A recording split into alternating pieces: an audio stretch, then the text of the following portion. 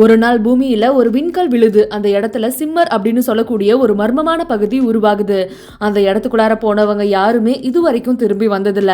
பல மாசத்துக்கு அப்புறம் அந்த ஷிம்மருக்கு போன ஒருத்தர் திடீர்னு வீட்டுக்கு திரும்புறாரு.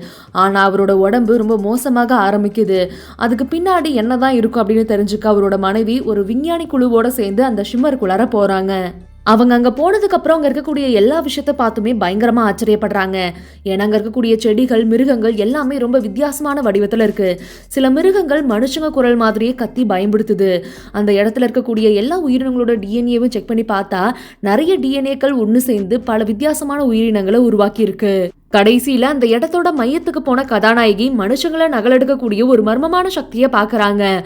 அது அவங்களோட உருவத்தை அப்படியே காப்பி பண்ணி அவங்களுக்கு எதிராக நிக்குது.